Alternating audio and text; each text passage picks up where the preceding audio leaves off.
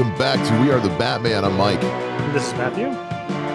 So we are here for part one. That's right, part one of our breakdown of The Dark Knight as our monthly movie breakdown. Why are we doing part one? Because it's The Dark Knight, guys. Look, these breakdowns already tend to get pretty long, and this is The Dark Knight. So we decided to break it up into two parts. Part two will drop next week. Part one, we're going to focus on three things in particular in each episode. Part one is going to be performances, the story, and the visuals. So we're going to talk about everything to do with the acting, everything to do with the plot and the story of the movie, and then everything that you see on screen. So kind of like today we're going to be talking about the visual aspect of the movie going experience, basically what is actually on screen. Next week is when we're going to get into things like the production, the writing, the behind the scenes, the development, and really talk about this movie from a non in front of the camera standpoint. That way we can have some time, because there's a lot to delve into with this movie on all of these fronts. I mean, rightfully, we could probably do an entire episode about each one of those six things. So we figured this was a cool way to break it up a little bit, so we're not dropping like a 4-hour episode on you guys, because let's be honest, Matt and I ain't got the time. Well, and also, Batman Begins, I think we thoroughly covered it, but that was a 2-hour episode. I think we need to keep them hour 15, hour 20 max. So it's a lot even for me. Yeah, not even sure how far this is going to go or how long this is going to go, but I was like, let's start out saying it's 2 parts. Yeah. But then what could happen is that we have nothing to say, and for some reason we drop a 2-hour episode anyway, and we edit it together. So, and you guys will never know the difference, because I'm going to edit around it so good you won't even know.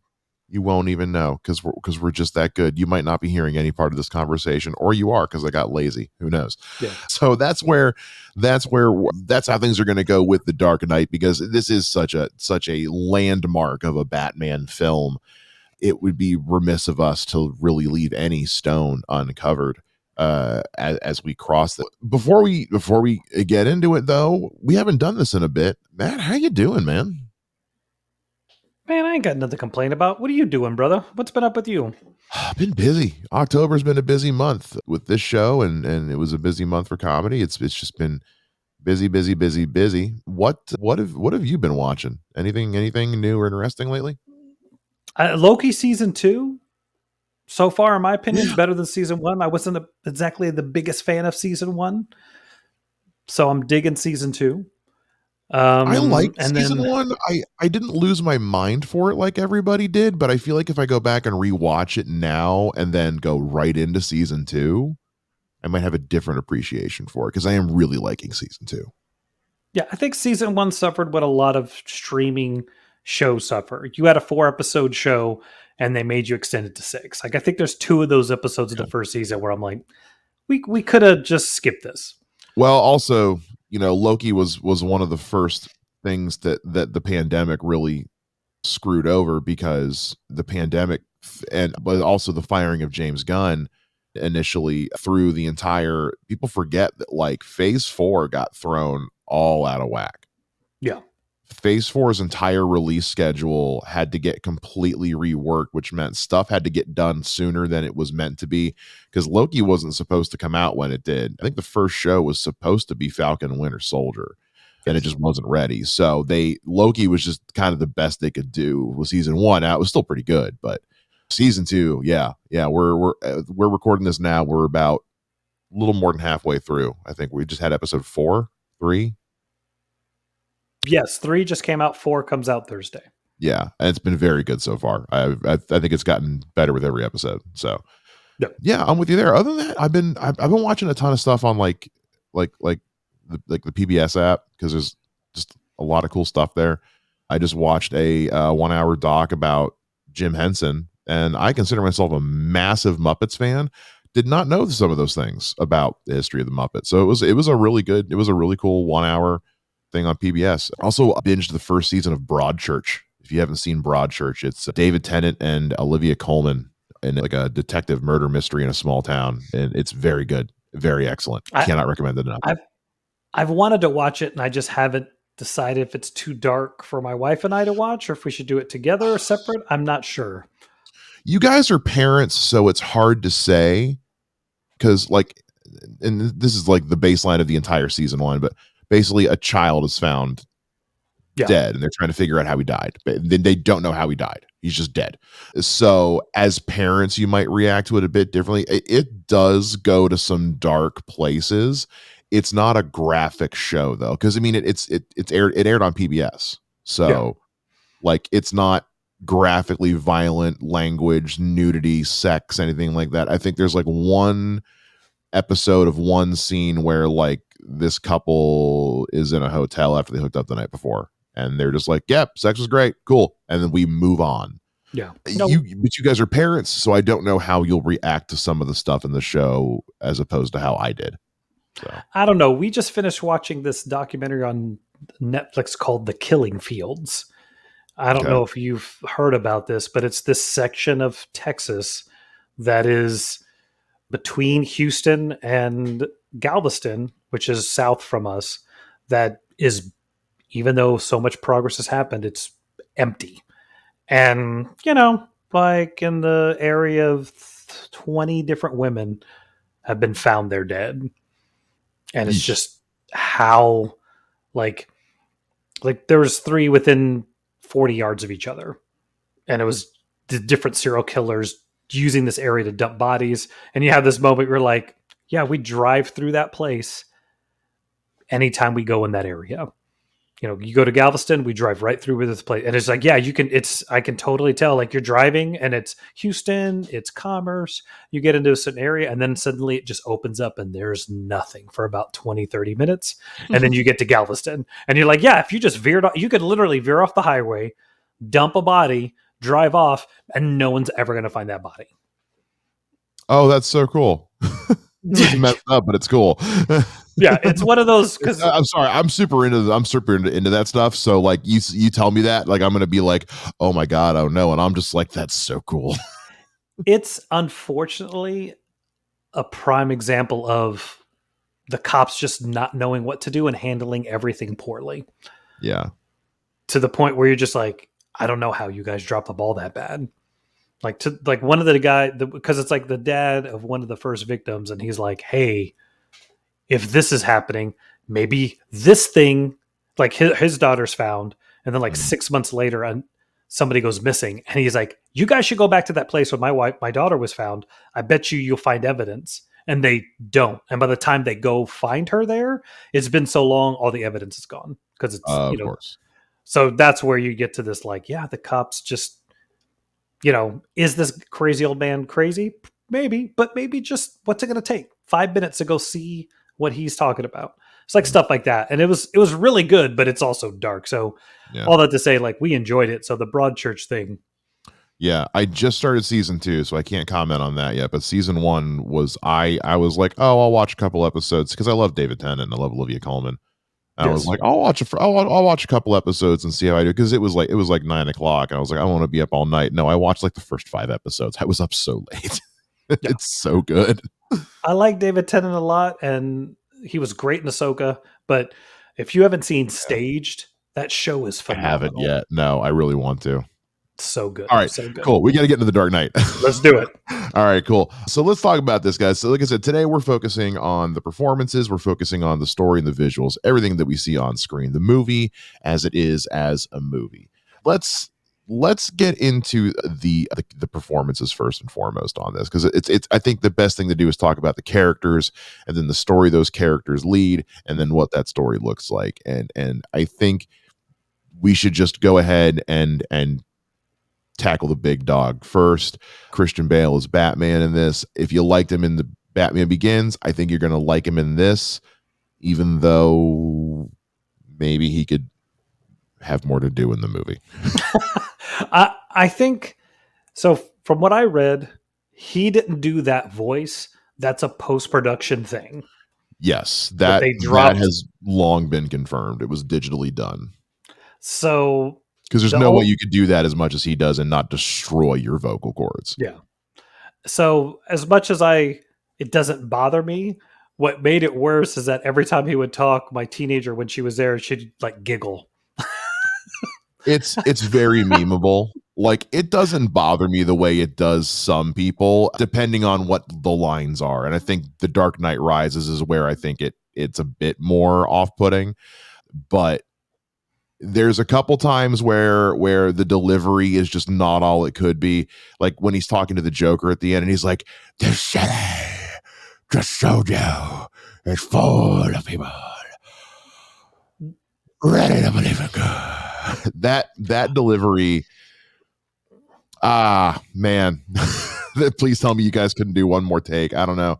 It's look, Christian Bale, when he gets to act, when he gets to be like Bruce Wayne, or Bruce Wayne with the veil dropped, is where it's like, yes, this is why you cast him to play this character. When he's Batman in the movie, it kind of just depends on the scene.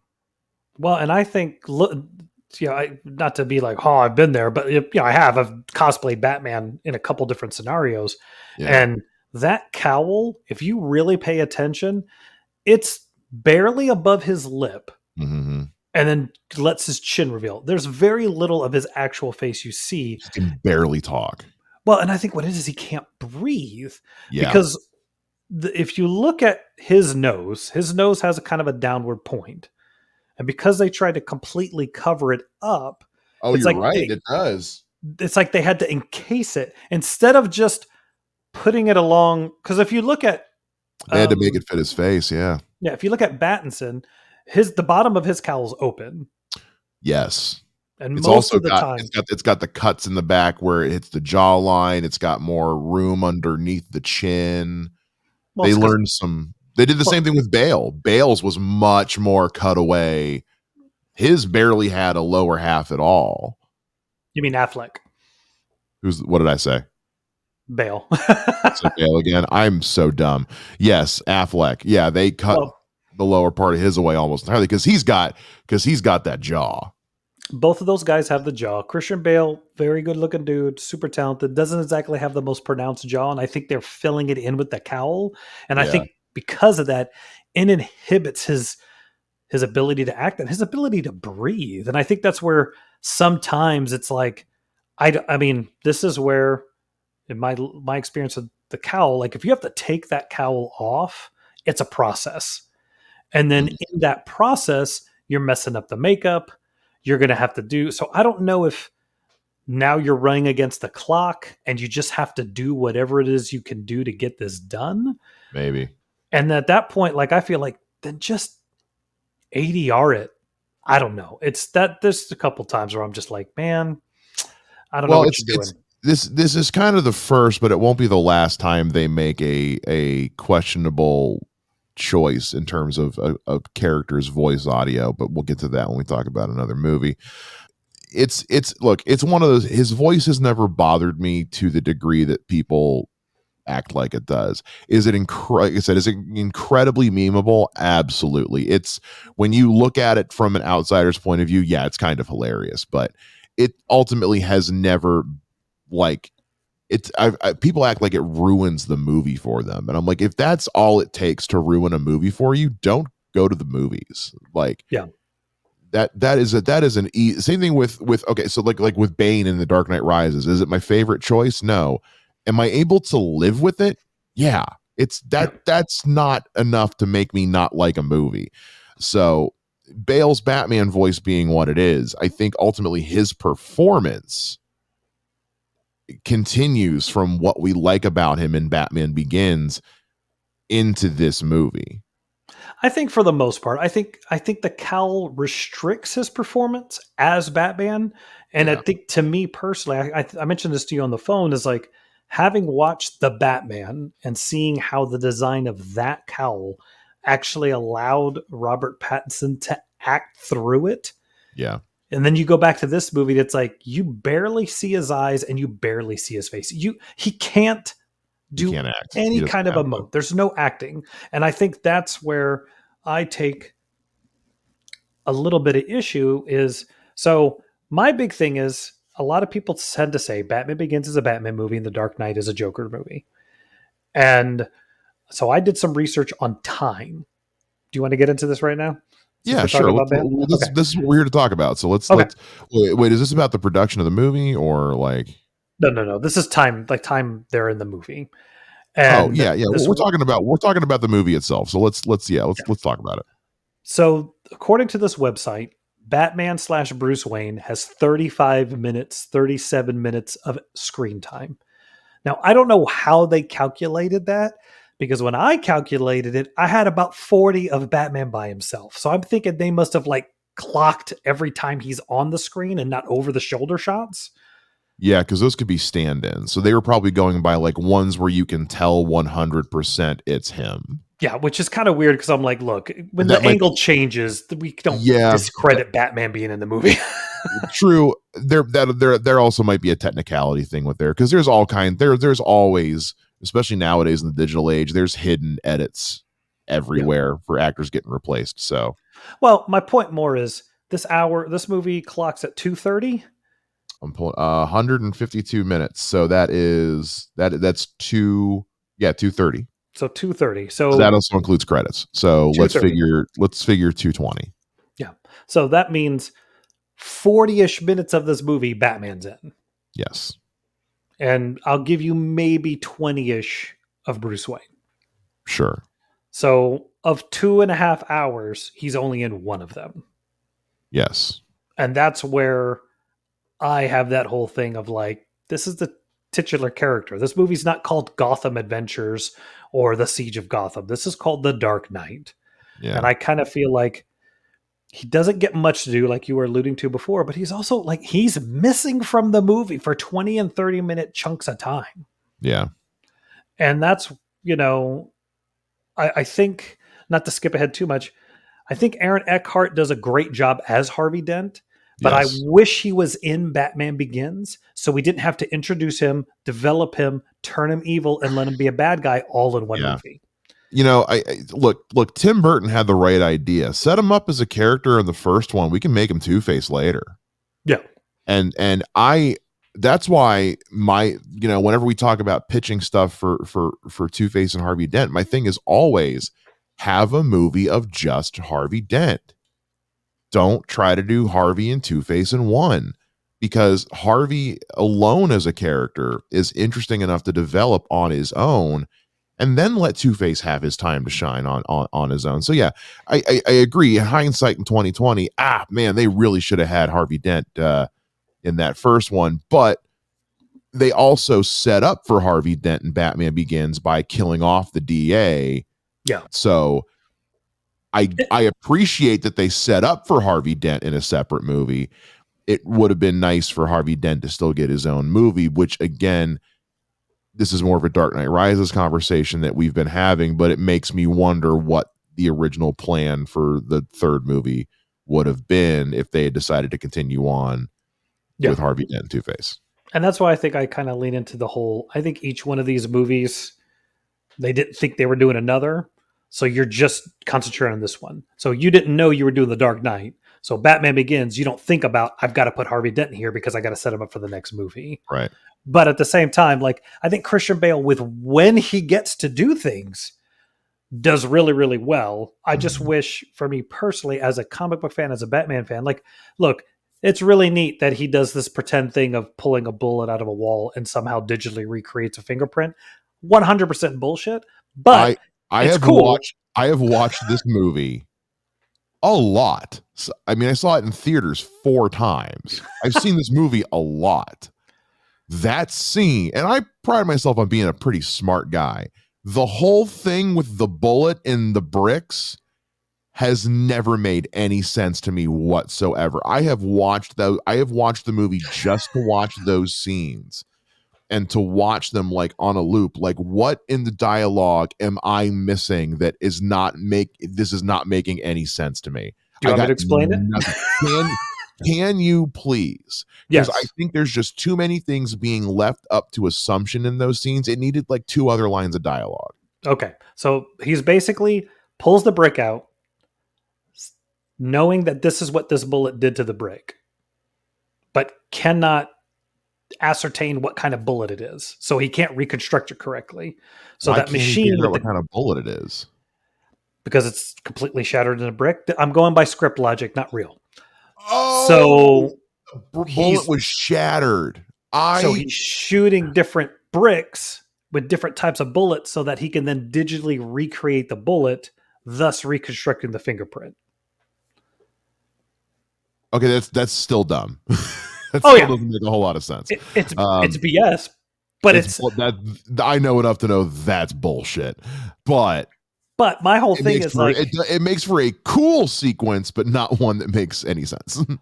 also this is one of those times in my mind of like, if he's doing Batman shit in the Batman cave, he needs to be dressed as Batman. To be fair, he's not in the Batcave. He's in the Uh, basement of. Whatever, you know what I mean. I His understand they were trying to do the workaround with the whole like Wayne Manor still being rebuilt thing, and I think I was like, no, I'm cool with that. That part's cool. It's just you got this is the best we could do with the design. well, I just mean more. He should have been in the bat Oh, just suit. in the bat suit more. Oh, Yes, it's like, okay. I just felt like the whole basement bat basement thing was a little too minimalist by half. I was like, it was too big for what little stuff they had in there. I guess is yeah, what I'm getting at. that was a bit much. But my whole thing is like, there are times when he's doing stuff that like he should just be dressed as Batman. You know, like Because we see that in anytime the in the comics comic, all the time. yeah, he might have the cowl off and he's Yeah. doing stuff in the suit. And I feel like that's where this movie in particular, there's a lot where I'm like, he could have just been, even if he's half in the suit. Like, I'm not trying to, let's not compare, but I'm going to is like Age of Ultron, Avengers Age of Ultron. Anytime Captain America's talking, he's in the suit, or if he's not in the suit, he's like in the pants, and it's obvious he took the top off, but he's still in most of his suit. Yeah. He's wearing like a sports blue shirt to show off the buff. But that's where my opinion is like, have him in the pants and maybe just part of the suit, and he's not wearing the gloves so he can touch things, and he doesn't have the cowl on, but he may have the cape over his shoulders. Like, this Yeah. is where, to me, like, it's still a comic book movie. Like, he needs to be Batman. He's doing Batman things. And that's where I just, Yeah. to me, I'm like, does he just get back and like, oh, the suit sucks and rips it off I don't know. immediately?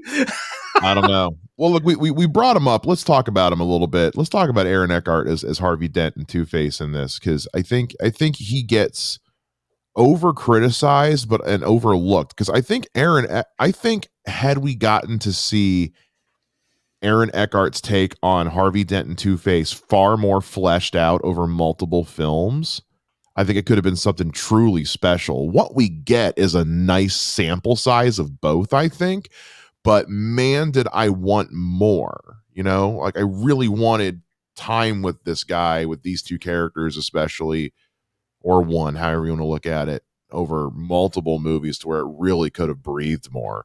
Because what we got was cool, but man, it left me like I was like, that wasn't enough.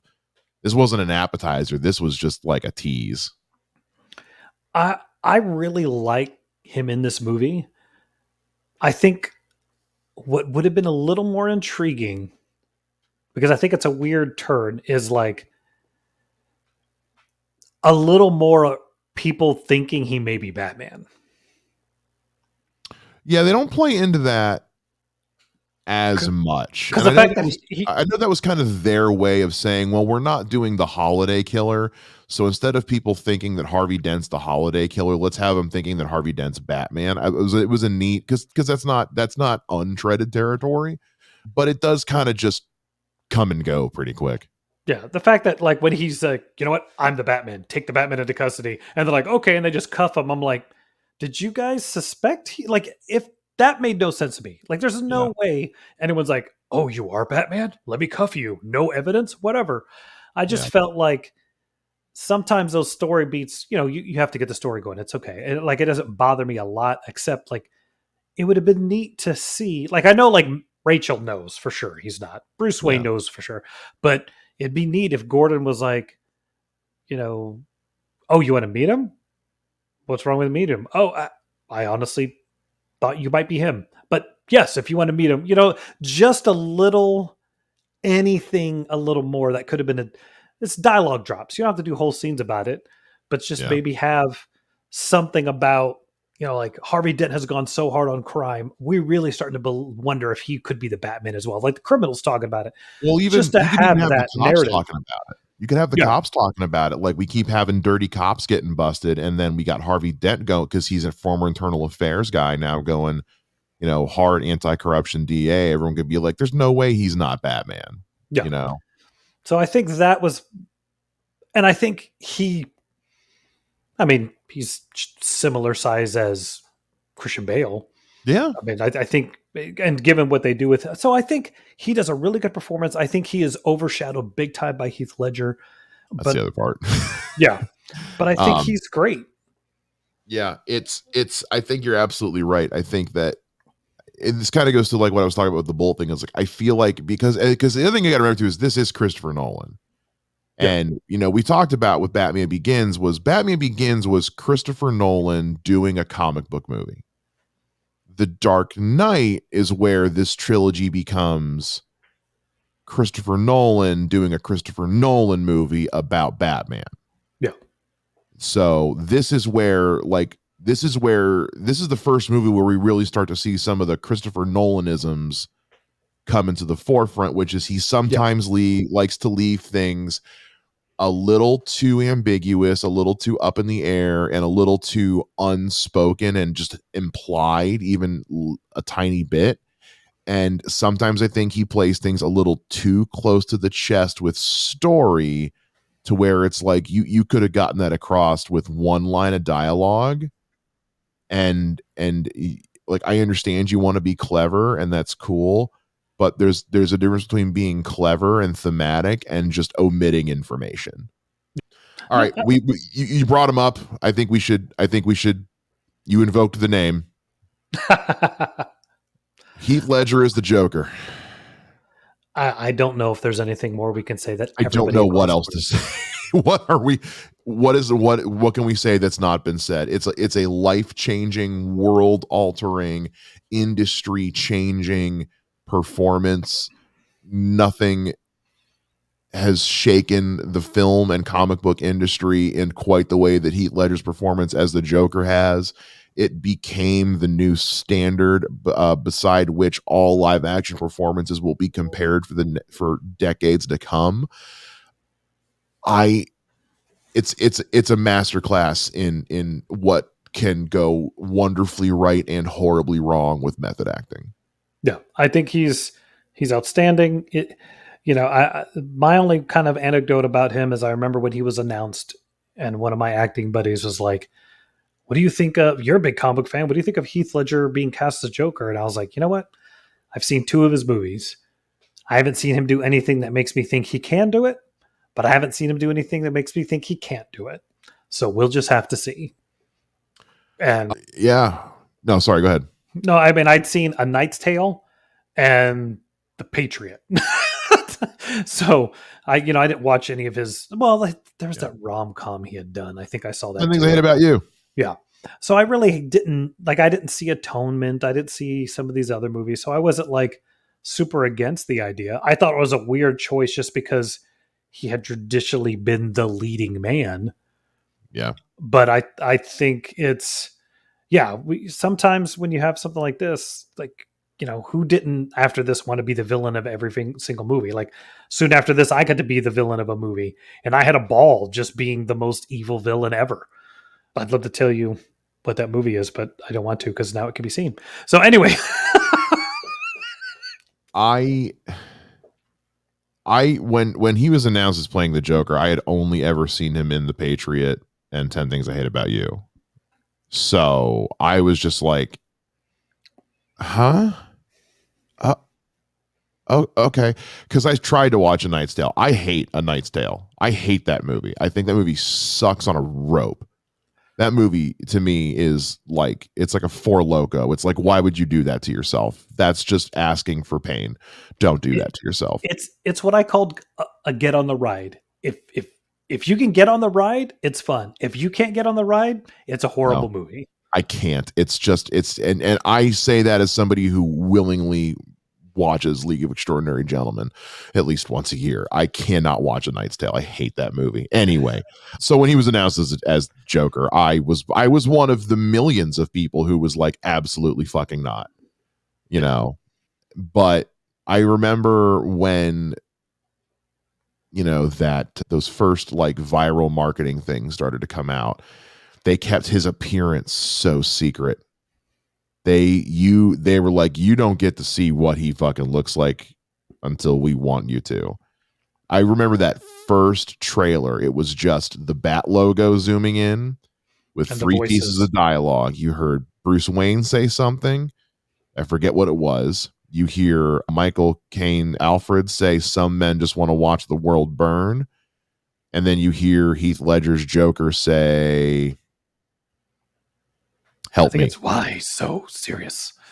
It's something. It's one of his.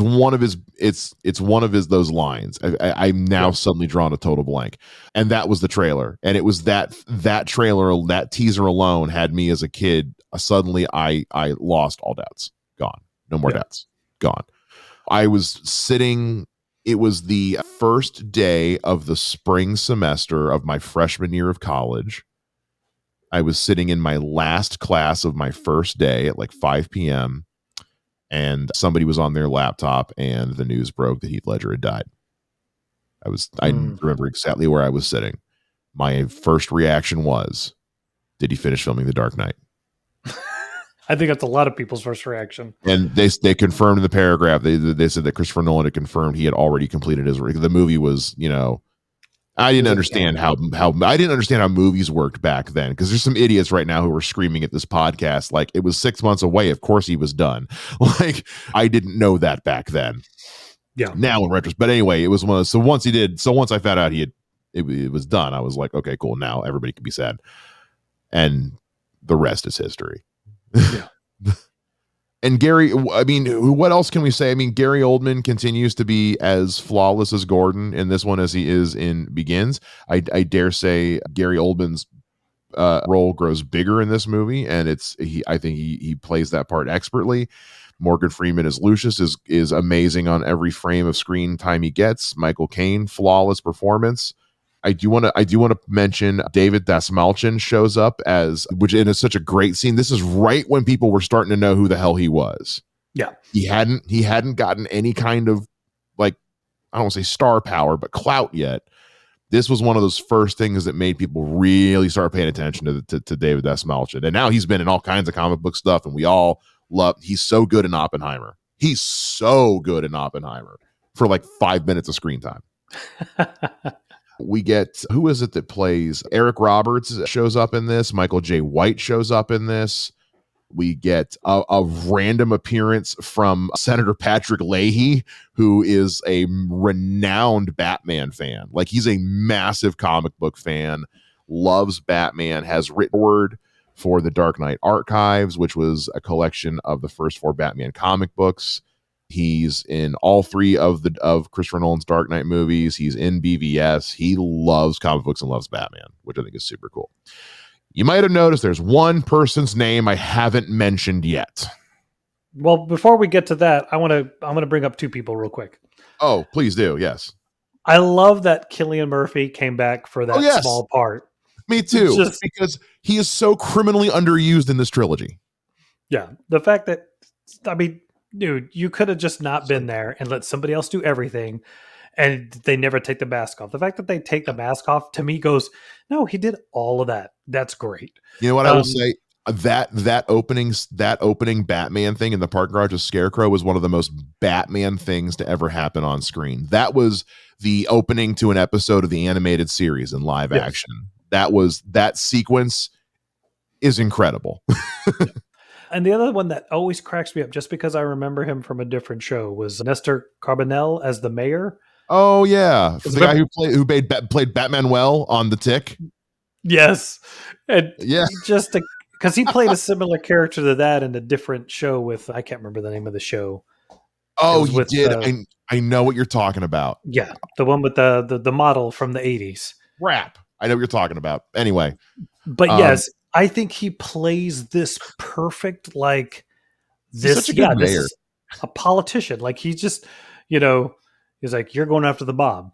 You better not have anything on you, because you go up against them, they're going to come after you, all of you. And you're just like, dude, like, yeah, I'd vote for this guy. I want him to be my mayor. Weirdly good. He's same thing in Dark Knight Rises. He's so weirdly good in this role.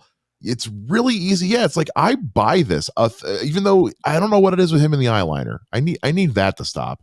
I think he's just Mexican, and that's a God-given talent. Suddenly Susan is what it was That's called. Right. Yeah. Oh, and also, we should briefly mention Anthony Michael Hall, and it pops up in this thing. from Breakfast Club fame as reporter Mike Engel, who eventually gets offed by the Joker. All right, so now we have to talk about it because we still haven't mentioned it. We've mentioned everything possible. Do you want me to do my bit, or do you want to just bring it up? I was going to say this. Look, I like Maggie Gyllenhaal. I think she's an improvement over Katie Holmes by a considerable amount. I feel like they just never knew what to do with this character, and that it should have this should have just been Gilda dead, number one, character wise. Number two, Maggie Gyllenhaal, while I like her, she's just not good in this movie. I don't buy her at any given time. She has no chemistry with either Christian Bale or Aaron Eckhart whatsoever. And I don't know. I don't know what the selection process was for her. Maybe she just screen tested really freaking well, but I don't know. I'm not into her in this movie. I never have been, and I hate it because I like her in so many other things. She's one of the few things about Donnie Darko I actually like. I don't like her in this. I think there were other choices they could have made with this character for who this character could be, and from a story perspective as well as a character perspective. And I don't know what I don't know how Maggie fell into getting this role, and I'm so glad she's a much better actress than this movie suggests, because this is not her best performance by any stretch of the imagination. Again, I just feel bad for Christopher Nolan. It's just what? Why? Why why does he get stuck with these horrible actresses in these two movies? Like, Yeah. look, this is the one I was looking up earlier. Because and I know we're not on Dark Knight Rises, but when he gets, oh my God, what's her name? Marion Cotillard. She's fantastic. That's why she's in like every Christopher Nolan movie now. And then also Anne Hathaway crushes it in Dark Knight Rises as well. Yeah, I don't know why he could not win for losing when it came to this character in this trilogy. Because this is what I was kind of looking it up earlier, is Monica Gabriella Cronen. I guess I'm going to probably butcher her name. She plays Ramirez in this movie. Oh yeah, she's good. She was in the show called The Unusuals, and that's how I kind of realized, like, oh wait, I know her. Mm-hmm. She's fantastic in that show. I think for what little she has in this, she does great. She's right there. Were you just afraid that people are going to be mad that you switch ethnicities of freaking Rachel? Well, I mean, there is that. It would be weird to switch the ethnicity of a character mid-trilogy, but also you've got to figure Maggie Gyllenhaal at least had pull. People knew who she was. You know, she's a bigger star. She was a bigger star. I know. She just was she was easier to bill. I just don't, like you said, I think she's terrible in this movie. I don't know how she got this film.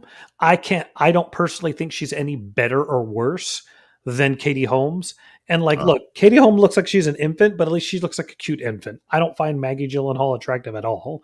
So it's just this weird thing of like, I don't get why she's in this movie. And it makes it even more infuriating because they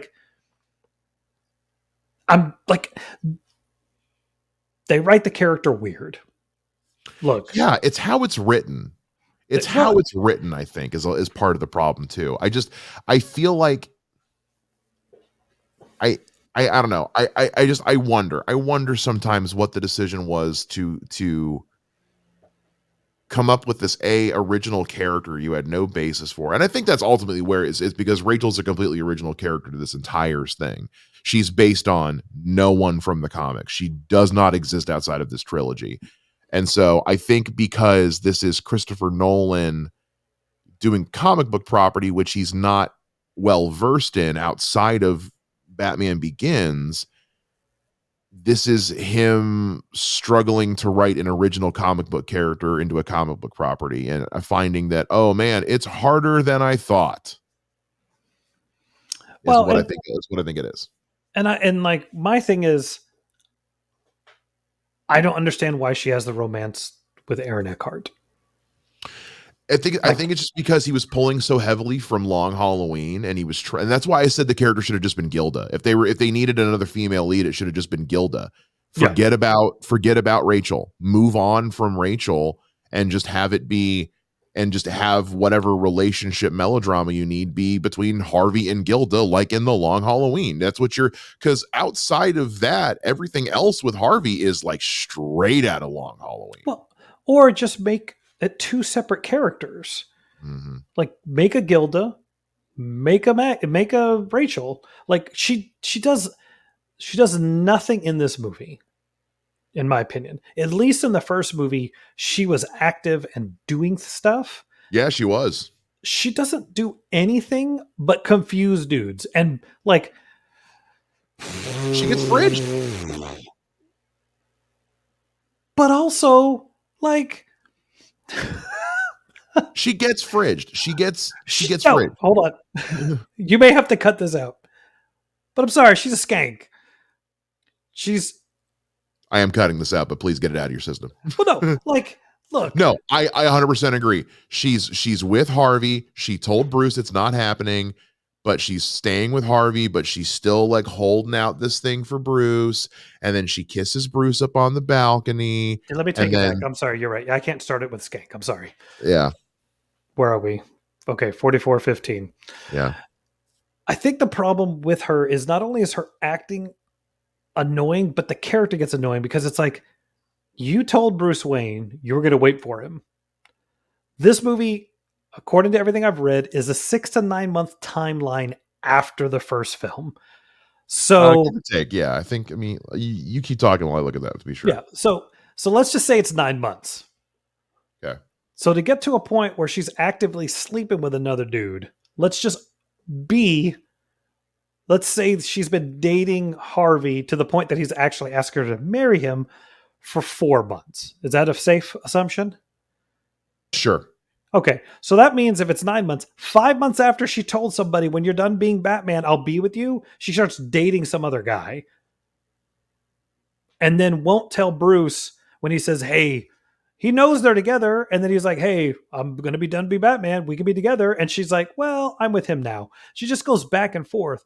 And I don't think it's Maggie's fault, but it paints her even worse because she's going back and forth between these two the entire time. And I just kind of feel like that's a bad call. I don't like that at all. It just, Well, to me, it just doesn't make any sense. I think that kind of feeds into my point about like this Christopher Nolan doesn't know comic books. This is what he thinks comic book love interests are. This is what he thinks they are. This is how he thinks. But again, that this is just showing. And again, this is I love Christopher Nolan. I love this movie, but it's the flaws in this movie that show where Christopher Nolan's weaknesses are when it comes to this trilogy, because the moments where these movies are flawed are the times where Christopher Nolan's lack of comic book experience shows. Or his see, and I can't dislike. I mean, I don't know. Yeah. It's hard to tell. It's really hard to tell. But his brother's there and David Goyer's there. Like it's not just him. That's where I have to go. Like David Goyer is seriously versed. But he is the director, and it's also Christopher Nolan. Like this is Christopher Nolan. It's he's the director. He's the captain. Ultimately, he's the one who signs off on this stuff. Yeah. So I think the character's handled bad. I think she's cast poorly. I mean, I can't. Off the top of my head right now, I can't think of anybody who you could have put in that. I mean, look, Carla Gugino's good in everything. Just make her do it. I know I don't know if she was right age at the time, but whatever. Here's the time. I got the time frame here. So this is straight from IMDb. So because the Joker says when he meets with the mob, he says a year ago these cops and lawyers wouldn't dare cross any of you. Correct. So that means it's been at least a year since Batman came onto the scene. I took it as a year ago before he was around. You guys could do what you want. That's what I took it as. Like something's changed in the past year. So the thing on your says it's at least a year, but not much more than that, if any. So let's just call it a hard year. Okay. Let's call it a hard year. Yeah, that's still a pretty short amount of time. But yeah, suffice to say, if I could put my finger on one misstep with this movie, it's the character of Rachel Dawes, both in casting and in writing.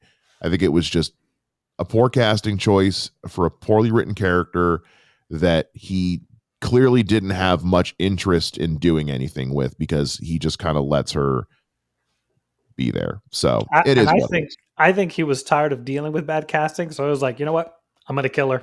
I Well, don't have to deal again, with her anymore. should have just been Gilda. Should have just, if you're just going to kill her off, it should have just been Gilda.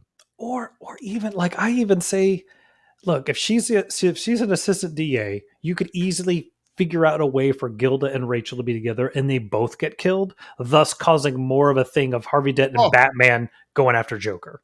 oh, I just wrote it. Oh, I just wrote it. Oh, I just wrote it. I just wrote it. Okay. Gilda and Harvey are already divorced because he's now with Rachel and whatever. Joker kidnaps Gilda and Rachel and makes Harvey decide, gives him the flipped addresses. He goes to save whichever one, thinking he's made the right choice, and it still blows up, kills both of them, and he gets scarred as Two-Face. Boom! Did it. I mean, anything's better than what we got. And So, just what we got. All right, cool. Moving on.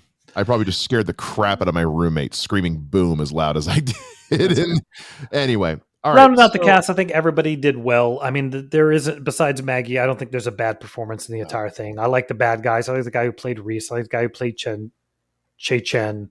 The yeah, guy I who like him played a lot. Lao, Oh, he they played Lau is so good. so slimy.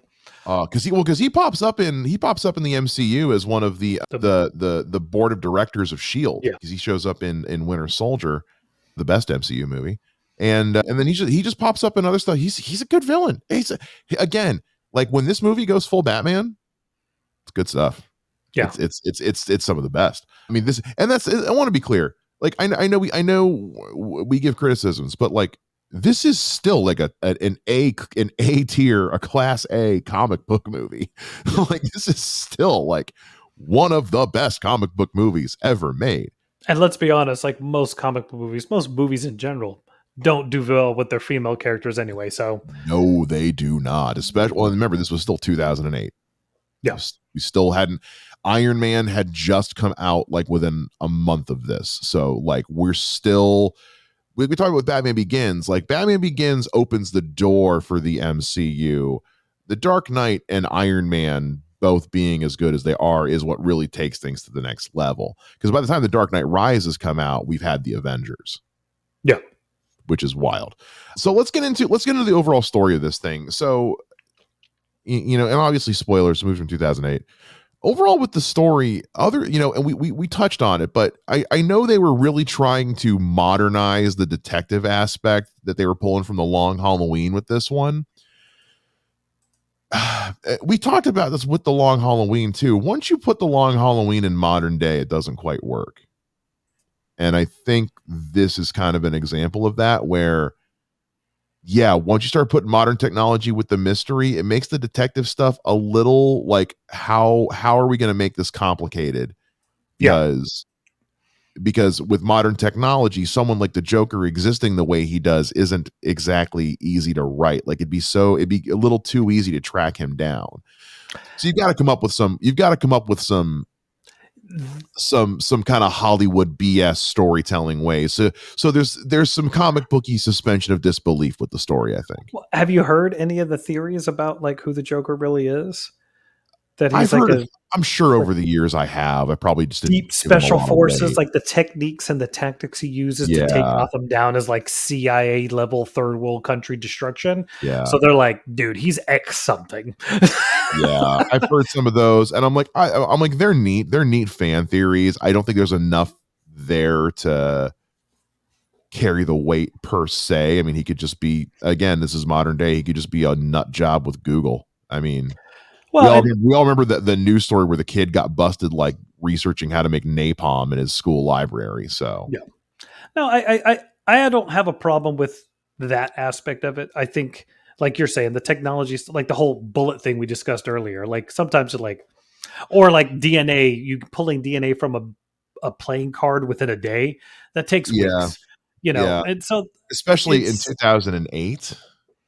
yeah.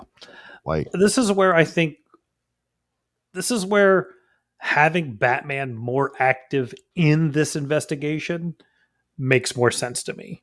mhm, Give me that he steals the card so he can do the thing and somehow he has better technology. Like that's I hate to do this again, but like with the Batman, he's in every step of that investigation. He's there for the entire ride and he's more often than not the one solving most of the to things. the point where it's pissing off the police. Yeah, and I think that's what is missing from here Yeah. is, again, give Batman more to do. Let him be around doing all the things, Mhm. instead of just like, oh, go to this country, beat him up, take these guys. But I think I like the stuff they pulled for Harvey Dent. I just think that like I said before, is I think it's a Batman movie. I want to be watching Batman do Batman stuff. Yeah. I don't want to watch the cops and Harvey Dent and all these guys doing these things. Like anytime the Joker's on the screen, it's fantastic. But I should just be watching the Joker and then go to Batman. I I I kind of disagree because I mean part of the like because like the Gordon and Harvey stuff is part of like that original story element like in Long Halloween of like taking on the Joker and the organized crime aspect of Gotham in the light and in the dark. You get to see the two sides of it and how they're so from a way of world building and intertwining your A and B plot. I appreciate they're there.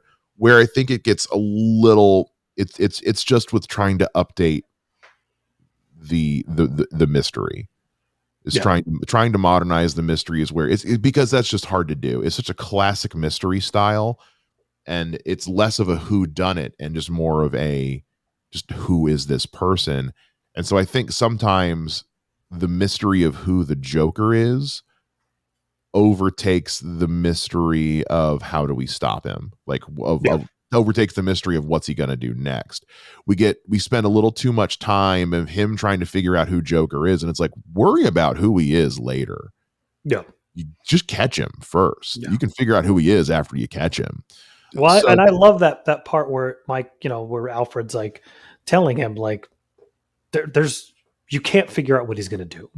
Like you're trying to yeah, logically figure out what the deal is, and you can't because he's just doing stuff. And he talks about it himself, the Joker later, or even like at the end when at one point he's like, when you were going after that bandit in the forest, how did you stop him? And do you remember burn the his force down. response? Yeah, we just burned the forest down. And you're like, that didn't solve anything.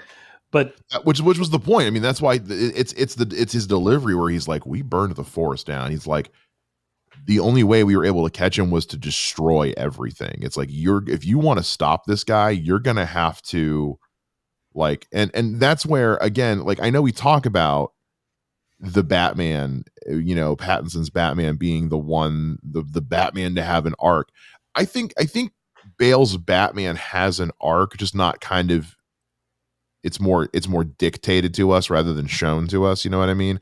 Like, he learns a lesson because they tell us he learned a lesson. We don't see him learn the lesson.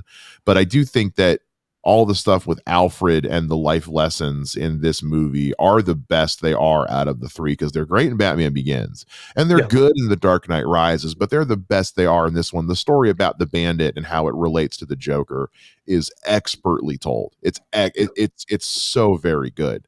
It really is the lesson of the movie, which is there are people out there, and that's something that because that's kind of the theme of the Long Halloween is Batman needs to understand not every criminal out there makes sense. yeah, The whole reason in the Long Halloween he says, I got into this to stop organized crime, and by the end of the Long Halloween he's come to understand, yeah, not all crime is going to be organized. And that's so that and so that theme is still here present in The Dark Knight. It's just more dictated to us than shown to us, and it's well, fine. It's there, but it's not there the way I want it to be there. and I think some of that goes into what I was saying before is like when you have 25-minute chunks of time where you don't see Batman or Bruce Wayne, it's hard to follow along with what the crap is going on with him. You know, it's like you don't get any, this is this is where the caption slot balloons help in comics. Like Batman doesn't have Yes. Robin in these movies. He can't talk to anybody, tell anybody what he's doing. But giving any idea of what's going on in his head would be nice. But I think that's yeah, I feel like the whole death of Rachel just seems like we're going to be together. And I would have loved to have seen him stand up and say, I've got to pull out the stops because this has got to be done. Yeah. Just anything to see, like, this is how far he's willing to go. Because you get from his conversation with Lucius that this thing he's created is way beyond anything, even though that's the dumbest shit ever. Oh, the sonar thing at the end. Yeah. The machine that can find people. I don't know why I you would need that. I look, I appreciated what they were going for. Yeah. I really did. Because like Batman having like Gotham under surveillance is not a new thing. I Yeah. appreciate that they were also trying to kind of approach the subject of maybe that's not okay though. Like, Yeah. hey Batman, that's cool. Maybe don't do that. That's kind of not okay. I I don't know. I feel like there was another way to do that. That's always been where even for me, I'm like, okay, yeah, that. I don't know. I don't. It's like the bolt and the brick thing. I don't super buy it. That's where it's like I have to kind of turn my brain off and go comic book movie. Well, Okay. this is where for me, he's not there yet. I don't see him Yeah. getting that desperate. And that's where I feel Oh, I get what you're saying. like Yeah. his part of this conversation is like, Lucius, you don't understand. He's killed somebody close to me. He has now taken down Harvey. Like we are here. I know you don't agree. This is what I'm telling you. You can do this, blow it up, whatever. And I Yeah. think that's what's missing sometimes in this movie is like, again, I don't know if it's because it's cut for time, but there's just I don't know. no. I don't feel. I don't feel Batman getting as desperate as he becomes at the end, to the point where he's even going against Gordon. Because I don't because to the best of my knowledge, and I own all these movies, hard copy and everything. I don't think they put deleted scenes in any of them. You know what I mean? Like Christopher Nolan, I don't think is typically big on releasing deleted scenes. So it's entirely possible there's stuff that was cut because, like I said, it's already almost 2.5 hours. So you figure there's got to be something that was cut, knowing the way Christopher Nolan is. But Yeah. yeah, I don't know. When him and Gordon start coming to odds in that one scene, that always was a little jarring to me. When Gordon straight pulls the gun on him, I was like, okay, wait, what are we doing here? Yeah. Wait, what's why?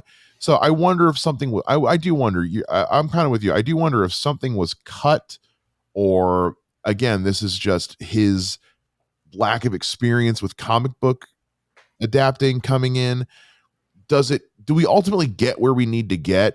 Yeah. Is it the most graceful of transitions? Not always.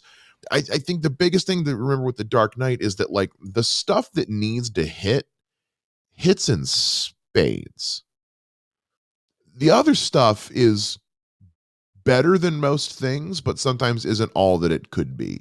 And I think those flaws tend to originate not from a so much a failure in filmmaking as it is just a filmmaker's inexperience with this kind of source material and an inexperience with adapting someone else's source material as well. Figuring out like and yes, you've got David S. Goyer and Nolan's brother helping him as well. But again, Nolan's the guy in the chair. So ultimately it's his stuff. It's his decision. I think too is at the same time, like this is a very well paced movie. The movie is, like you said, it's great. We're nitpicking here a little bit on some of the stuff, Oh yeah, but it's this is me making a much bigger deal out of yeah. these things than they actually are. But I think too is like this is where I like up until the MCU really starts, The Dark Knight is my number one comic movie of all time. It's probably like top 5 now because there's a couple of those things that I go like, yeah, some Like comic book all over, like in general comic book movie top 5. yeah, yes, yes. I think that's fair. But Yeah. I think too is like this is that whole thing of like this movie is one of those movies, in my opinion, that falls apart through rewatch. I wouldn't say falls apart. Well, I mean, maybe Falls falls apart, I apart. think, is a little strong. It starts. You start. The flaws become more and more apparent the more you watch it. In Yes. some movies, it's like the Winter Soldier. You, the more you watch it, the more you're like, "Ooh, that was neat." Oh, okay, I see. It doesn't quite go down in my quality, or like. But I think some of these movies, like the more you watch them, and it just depends. Like Batman Begins, I think doesn't decrease in entertainment value up or down the more you watch it. Mm. I think it gets better sometimes. And sometimes I watch it, I'm like, man, this is just fantastic. I think for this movie, the more I've watched it, and I've watched it way too many times, is I think some of the twists and turns and surprises are lost because of, look, when I first saw this movie, I was flabbergasted at the end because it was so good. Oh, sure. But yeah, I think you're on the trip and you don't notice. So I think that's part of what a lot of movies nowadays have a problem with is like when you made movies in the 30s, 40s, 50s, even 60s, there was not, I'm going to go watch this movie 15 times at home. Yeah. That's a thing now. And I think that's one of the problems, in my opinion, of this movie is that the rewatchability of this movie, I think once you get over the so many, like Rachel dying, you're like, holy crap, what just happened? Mhm. But now that you know you're coming, you're like clocking, like, okay, cool, I don't have to watch this chick anymore. Here's what I'll equate it to, and I think you kind of alluded to this, which is it's only because this movie is so rewatchable that you notice these things.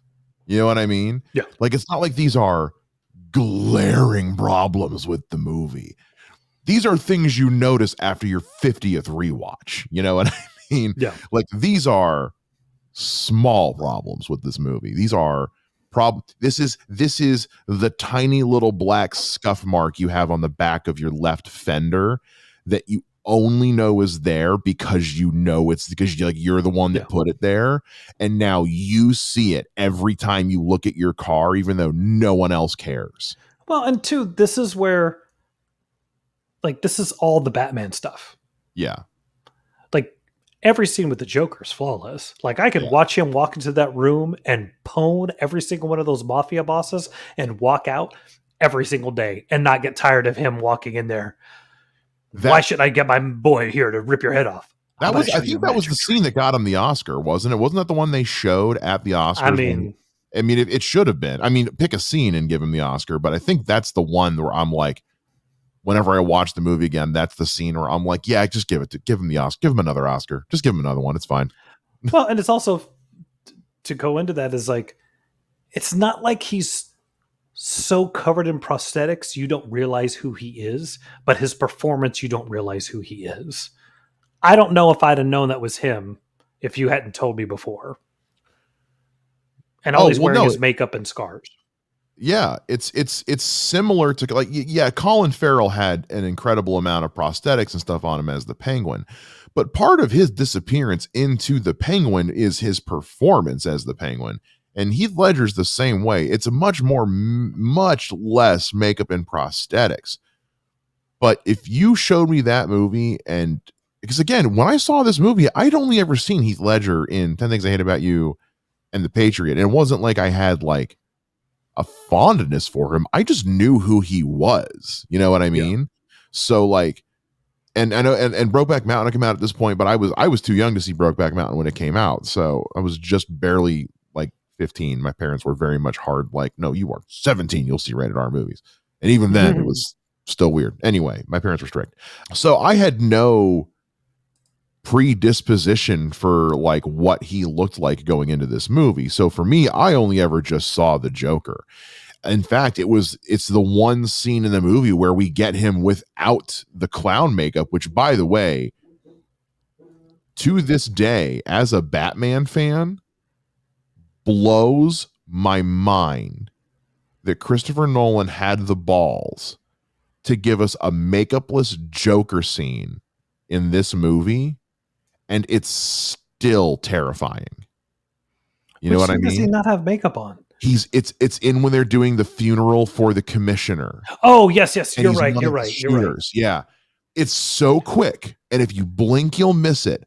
But the fact that he had the stones to say, I'm gonna put the Joker in this movie and I'm gonna give him a scene as the Joker, not in makeup, is unthinkable. If you tried to do that today and The Dark Knight had never been made, like if they tried to do that, anyone else would not have worked.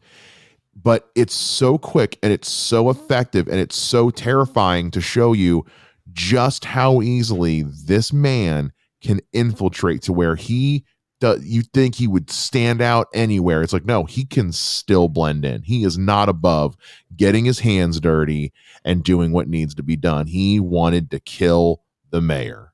Yeah.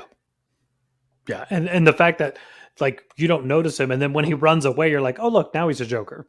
Yeah, like he you see it like I said, it's blinking, you'll miss it. It's because it cuts as soon as it gets to his face, it starts cutting and everything goes, because they don't want you to get too long of a look at it, because it's meant to be like, it's meant to make you go, wait, was that? Like Yeah. it's oh, I remember the first time I saw it in theaters, I barely caught it.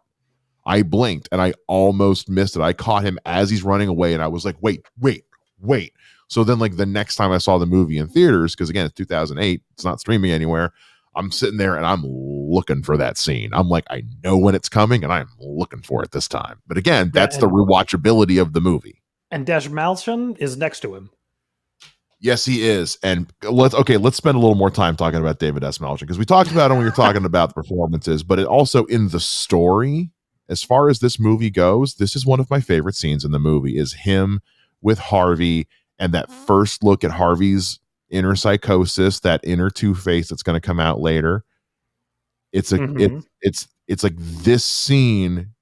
You watch that scene and you go, yeah, no, this is when people started to look at him and go, yo, we got to get this guy in more shit. This guy's really good. Yeah. Yeah. It's I like that scene. I like that you kind of see I I wish earlier on we found out about the double-headed coin. So that goes to the other. I thought you were going to say something else. That goes to my other point, which is I just wish we had gotten other scenes of Harvey losing it. Yeah. You know, I like that we get this one scene and it's a good scene. I wish we'd gotten at least one other scene of Harvey showing that Harvey might have a screw kind of loose. Well, and this is where like look, he has that 2-second scene in that moment with Batman. He has Yeah. the 3-minute scene with Batman on the roof. I really would have loved another threesome of those guys in a scene together. And maybe even have him like getting angry about something, you know. And I think Because we that's kind of where get that. We kind of get that in that first scene on the rooftop where Aaron Eckhart's, where Harvey's a little pissed off about them, about like a dirty cop or something. Yeah, Buzz. But yeah, there needed to be one more scene, because again, we're pulling hard from the Long Halloween, and yeah. there was one other moment of that in the Long Halloween that I think we needed, and I'm not sure where you would have put it, but I think it would have been another opportunity to have a show. Because in the first scene, it's just Harvey angry because the cops fuck something up, and the cops fuck something up. Let's get another scene where like Batman screws something up and Harvey starts getting more pissed Yeah. off, because then you get scene 3, which is where it's like, well, now someone's coming after my girlfriend.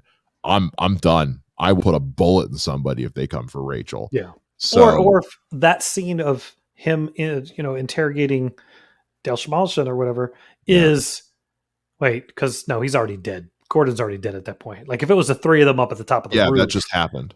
yeah. Like that, but Well, and it may be shit.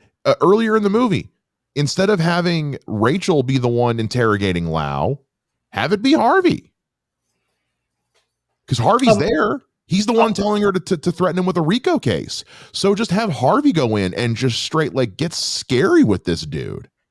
oh, I see what you're saying. Yeah, yeah. And maybe if and this is another nitpick, like the fact that nobody says anything about his new outfit is kind of weird to me. Well, remember, You got to look at it. He's not wearing like a new outfit. It's his same suit. It's just burned. It's the suit No, he no, was no, no. wearing I when he meant got blown up. Batman. Batman's suit. Batman's Oh, suit. Batman's new suit. Oh, I mean, it is what Like, it is. Look, yeah, I look. know. Well, and we're getting into the visuals, so let's go ahead and get into the visuals of this thing as we're getting towards the end here. You know, look, we and I don't want to spend too much time on this because we've kind of harped on it a lot lately, just because of the month we've been having. The Batman Begins suit is great. The suit that's introduced for the second half of the Dark Knight and for Dark Knight Rises, it's just not a good suit. It's not a good bat suit. It doesn't look good. It doesn't look good on screen. Sorry. Yeah, It's bad. It's a bad cowl. It's a bad suit. It's not a good yes, suit. the cowl's not very good. It's like I think I Take away the ears and the cape. There's nothing about this suit that says it's Batman. well, and this is where it's kind of weird because the timing. Because look, the MCU is not kicked into full gear. You've only seen Iron Man up to this point. Yeah, And I said it. it's been out a month. Yeah, I think I don't know why they didn't just jump ship and give him a fully cloth outfit. That's what I don't understand. Is why do we have to keep the urethane in his outfit? You know what I mean? I don't know. I don't understand why the suit needed to be that drastically different. I don't know why it needed to be that. Honestly, I feel like because the fact, and it's kind of your point, the fact that they made him getting a new suit like a plot point in the movie Is cool. I don't mind that. cool. I think it's cool. I'm super into it. Give me more Lucius with gadgets. Yeah. If you tell me, hey, I'm going to give you a scene of Lucius giving Batman more gadgets, I'm going to sit there like an excited 5-year-old and watch it beginning to end with a smile on my face. Yeah. But then it's just like they use that to set up Chekhov's wrist blades. Like that's all it really ends up being for. Like it doesn't attribute to anything else. We set up this moment early in the movie where it's like, okay, the old suit is causing these problems. I'm getting hurt a lot more. Cool. Then let's have a scene where like this new suit lets him just like wreck some shop, man. Because they do that in the Arkham Knight video. In the Arkham Knight video game, the game opens up with you in a bat suit. You go to take on a challenge. You're like, this is insane. Lucius sends you a brand new suit, and it's clear the dialogue and the design were like inspired by the Dark Knight. It's a better looking suit. And then you get to do a mission with that suit, specifically exploiting the benefits it gives you in terms of speed, avoiding injury, that kind of thing. Once he gets his new suit, we should have gotten a montage with the new suit. Yeah. Well, because too, like it when you watch that opening scene, he doesn't seem to be bothered by the suit. Just fine. He just got bit by a dog. Yeah. A big dog. A big dog. But I love yeah, that. so to me, when I look at this, all this is like, hey, we're going to give him a motorcycle. How do we hide that we need to put the stuntman in motorcycle armor? Let's redesign the costume so he can actually ride the motorcycle in the costume. That is my theory. Is that because that's all this is motorcycle armor. They had to change his suit so he could ride that bat pod because they made it such a weird, and it's cool as hell. Like I love the bat pod. Well, and let's think about one of our criticisms for Batman Begins, which was like some of the some of the shooting for the fight scenes was not good. It was very close up because the suit didn't look good in the fight. It didn't look good. And so they were like, well, we've got him training to do all this fighting, but he can't do any of it because the suit. So we need to give him a suit so we can have better fight sequences on screen. And does the suit help for that? Absolutely, it does. But you still didn't show me the fight. But you didn't make a point of showing it. Yeah. You're just like, he gets a new suit, and then and ultimately what I think it comes down to is kind of the same problem they had with Batman Begins was once they shot them on camera, they realized, oh man, this suit doesn't actually look that good. Yeah. See, I like as much as you can't see what's going on, I do love that moment in the club when Maroni's like, go handle that. And when he shows up and just wrecking dudes. And then he just jumps up on the table and picks him up, and you're like, yeah, I think you're leaving, bro. That scene, there should have been a different version of that scene after he gets his new suit. Yeah. Because then that scene that happens later after Gordon gets shot can be a callback to that first one of like, oh no, not again. Kind of Yeah. like how they do in the Batman, where he keeps going to the Iceberg Lounge and it's different versions of the twins popping up at the door. Yeah. Could have been a take on that, because then it's like, because then you get a scene of him showing him, yeah, it's a crowded mobsters club, and he's just tossing dudes over railings because he's got the new suit and he can move around more. Yeah. But no, it is that is my biggest thing. I don't understand why you didn't just give him a cloth suit, and especially because this is what 2008, Yeah. and Well, Winter Soldier is 2014. So there is a yeah. big gap between, because the Winter Soldier suit. I've said it before. Captain America, the stealth suit that Captain America wears in the first half of the Winter Soldier suit is exactly what Batman needs to be wearing as his outfit. Yeah, which is, and it's which is the inspiration is clearly what they used for, well, because it comes out before BVS. It's very evident they learned that lesson for Ben Affleck's Batsuit, where it's like, no, let's give him something that's like, yeah, he's big and bulky and it's got a layer of armor, but it's a suit. It's not a Lego kit. Yeah. You know, same thing with Battinson. His is very practical, that can be taken apart and hidden inside a backpack. So yeah, the version, the V2, the Batman suit 2.0 for the Dark Knight looks like it would take about 45 minutes to put on. You look like you would need to have a squire, like in Game of Thrones, that helps the old knights take their armor on and off.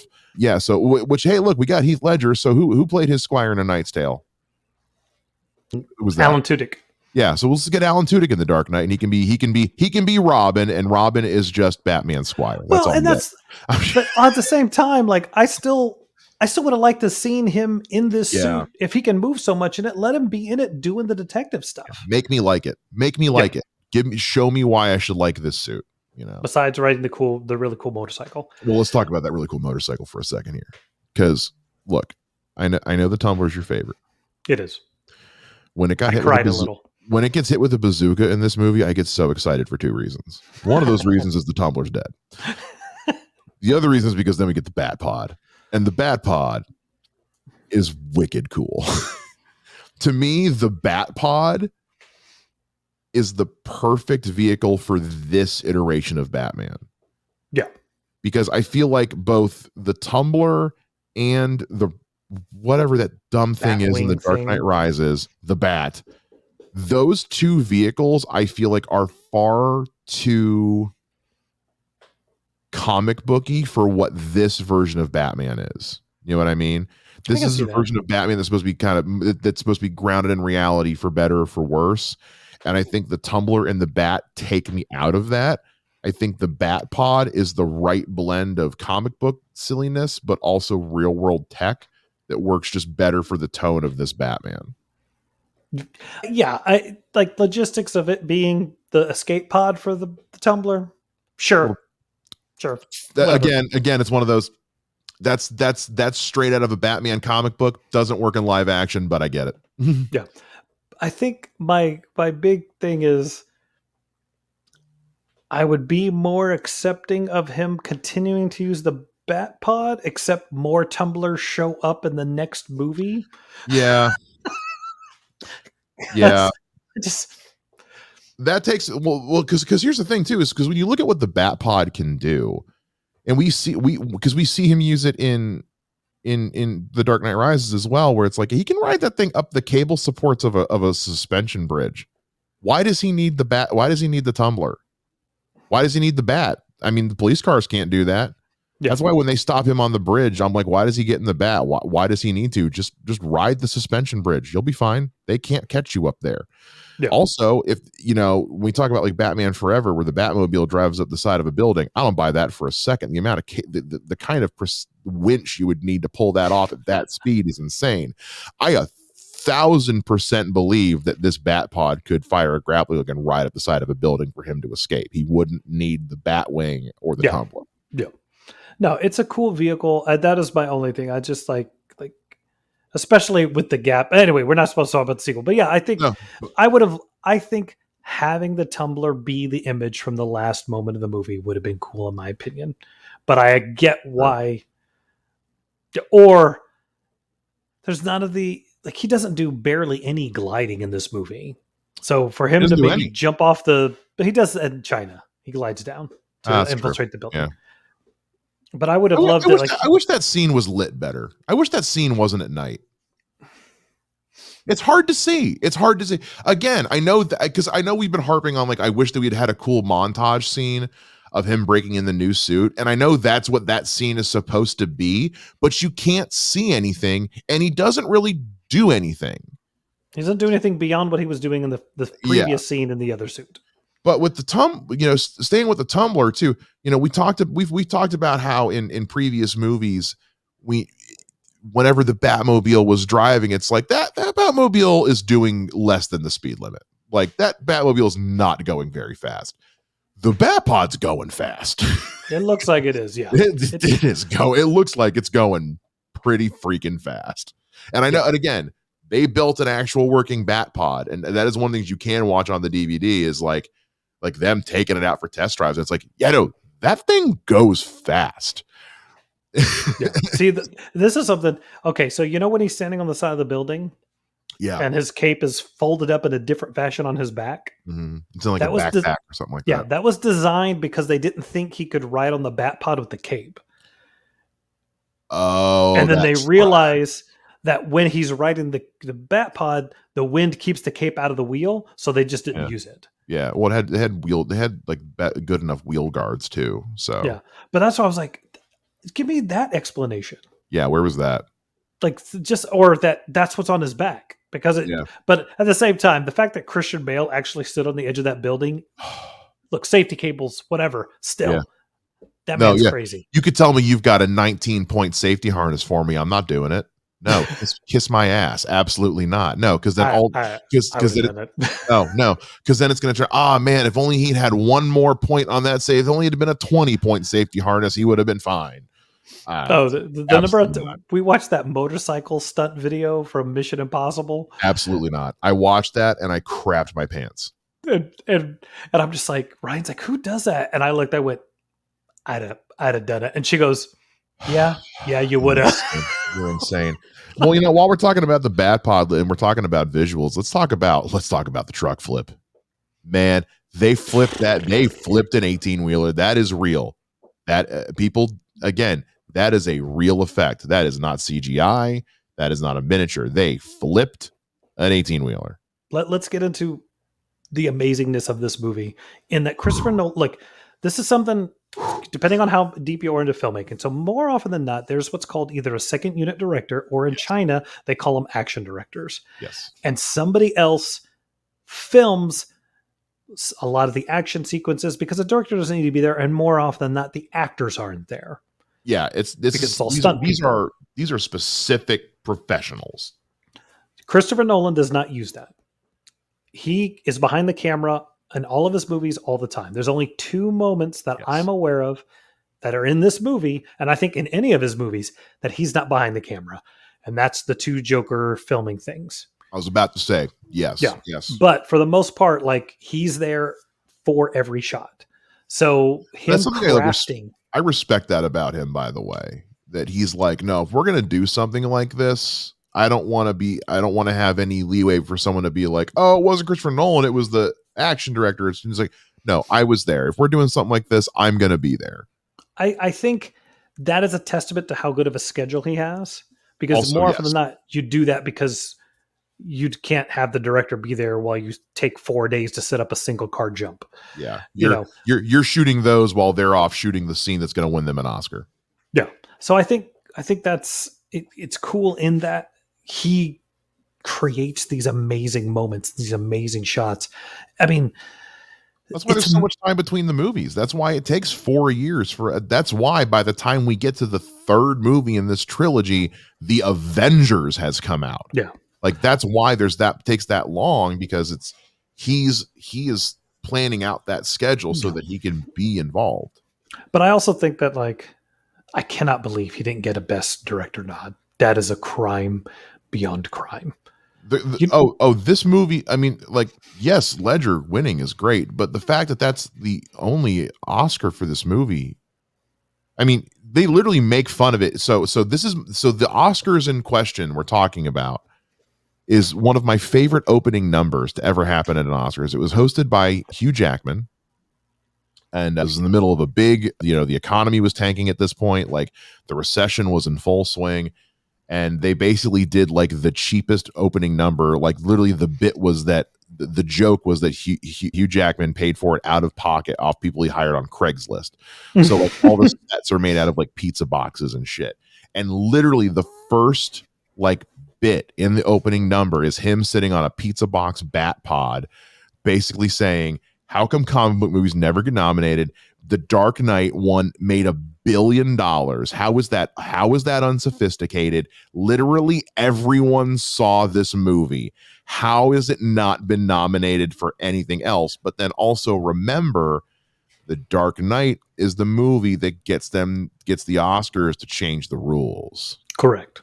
Because what it turned out had happened was, at this point in film history, there were only ever 5 nominees for Best Picture. Nowadays, there are 10. The Dark Knight is why there are 10, because The Dark Knight mathematically was number 6. It was the 6th most voted for Best Picture. And so because they only did 5 that year, it was the following Oscars, when it was too late for The Dark Knight, that they changed the rules to now we're going to allow up to 10 movies. And let's not, I'm going to be this way because I'm this petty. These are the 5 movies that were nominated over The Dark Knight. Yeah. Michael Clayton, no comment, never saw it. Atonement, same. No Country for Old Men, boring as crap. What? I said it. There Will Be Blood. Fantastic movie. I mean, sure. Shut up. This is the one. Like things. Look. Like things. We'll talk about it later. But let's talk about what wins. Well, no. I'm going to say this.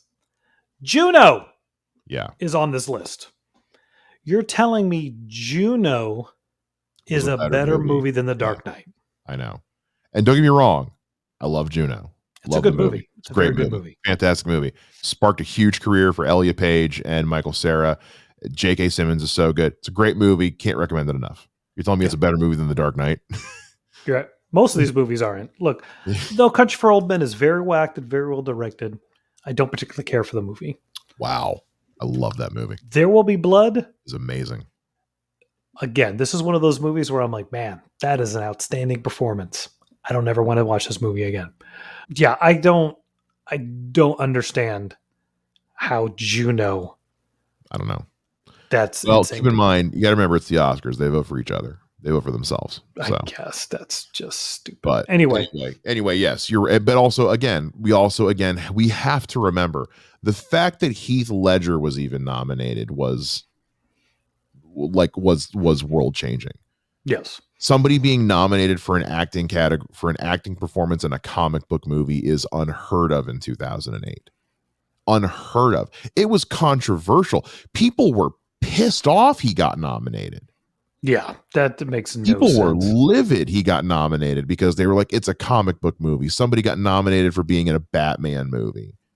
So it's not that it's hard to put it. So let's say it like this. It's easy to say in retrospect that it's bullshit the movie didn't get more nominations than it did. When you consider the world the movie was living in at the time, honestly, we're lucky that Heath Ledger even got nominated. Let alone won. Had he not passed, I don't know if it happens, to be honest. And I have made that exact argument every day of my life ever since. I stand by this statement. If Heath Ledger doesn't die, he doesn't get nominated, the movie doesn't make $1 billion. And the comic book boom never. I am saying this with every fiber of my being is true. The comic book boom does not fully take off if The Dark Knight does not succeed as well as it does alongside Iron Man.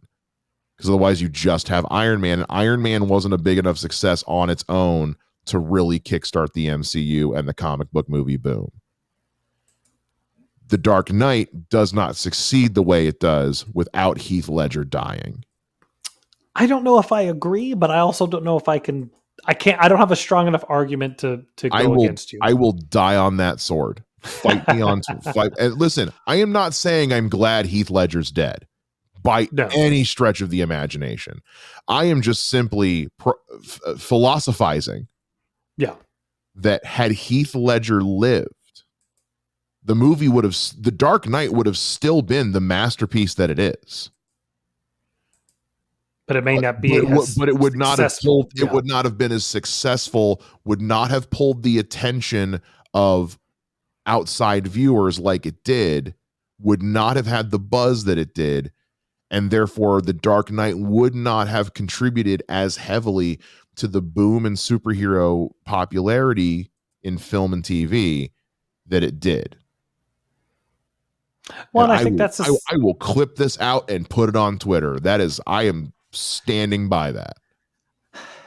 I don't know, but at the same time, it's like back when with the Crow happened. Like the Crow did very well. Would it have done as well if it wasn't Brandon Lee's last movie? Exactly.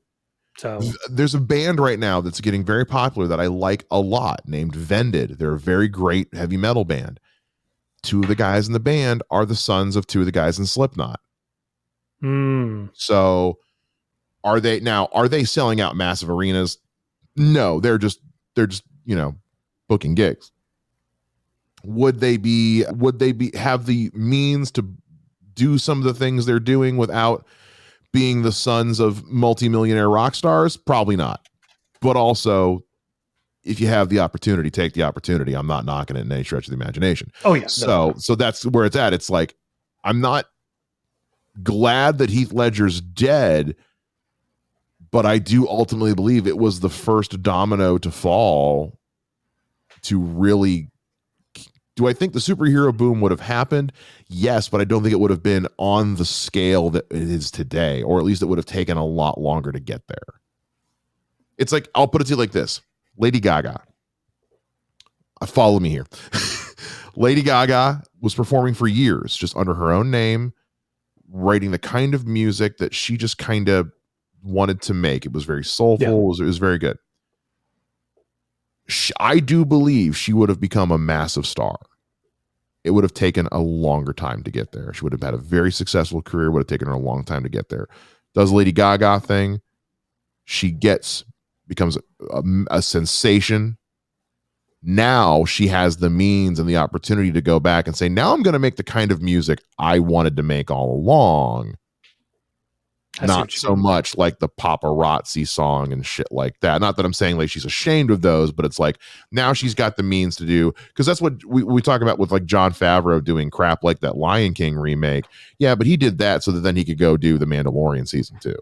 So yeah, I see what you're saying. I don't know, because it's not like it booms exponentially, but at the same time, like I don't know if I can really stand against you on this, but I think that's a discussion for a different episode. Yeah. Anyway, let us know on Twitter if you think I'm way out of line, but I don't know. As far as the rest of the visuals go, man, I mean, we remiss we didn't talk about like, the use of IMAX with this movie. And just some of the sweeping skyline shots of the city of Chicago are truly breathtaking. This is a visual movie I could watch all day long, just for the visuals alone. It is beautiful, and I got to see it in IMAX. It was outstanding. That whole opening sequence of Joker's first heist, or that Joker heist robbing the bank, is incredible. I think that it is an amazing film. Mm-hmm. We nitpicked the crap out of it earlier, but it is an amazing film, and I think in the next episode we get into a little more of some of the other breakdowns. I think. Look, I'll even say it this way. Even Zack Snyder makes an amazing movie, amazing visual movie. I don't think he gets the job because, Man of Steel kind of comes out of David Goyer and Christopher Nolan. I don't think Zack Snyder gets the job if he's not on the same scale of visuals as Christopher Nolan is. No, and I think that's why Christopher Nolan stays attached as an EP to a lot to most of, if not all of, the Snyderverse, because it's very clear that they were pulling from Zack Snyder's visual style, which was very much in line with Christopher Nolan's. Yeah. But listen, I don't know what else we could bring up. I really don't know. And this is why we're splitting this into 2 episodes, guys, is because just in terms of talking about what we actually see on screen alone. I mean, this movie is truly a wildly breathtaking masterclass in filmmaking from an adaptation standpoint, from a comic book, for filmmaking in general. Yes, there are tiny little nitpicky things that we can go on and on about because that's what we do, because we're miserable and we're frustrated with our own lack of creativity. Does not change the fact that this movie made over $1 billion, and damn it if it didn't deserve it. Did it deserve more recognition than it got from a accolade standpoint? Yes, but also for the time that it came out, we're lucky that it got what it did. So I say this a lot on this show, but what a world we get to live in where this movie exists, and we're so lucky. We always want to know what you guys think about our opinions or about the things we're talking about. What did you guys think of the visuals, the performances, the story of The Dark Knight? And what are some things you want us to talk about for part 2 from a technical behind the scenes production standpoint? Please let us know. Follow us on Twitter at We Are The Batman. You can find me on Twitter at Mr. Mike Shea. You can find me at Mr. J Ninja. And by the time this airs, the Kickstarter for Black Cobra #1, which was mainly written by me, will have started. So please go check it out, follow it, support if you can. And sometimes support is just sharing and letting people know it's out there. Doesn't mean you got to buy anything. But yeah, and you can also find me on Twitter at Mr. J Ninja. We got links to Black Cobra stuff down below in the description. Check that out, guys. That's going to do it for this week on We Are The Batman. We'll see you guys next week for part 2 of our breakdown of The Dark Knight here. Same bat time, same bat podcast channel. Bye-bye.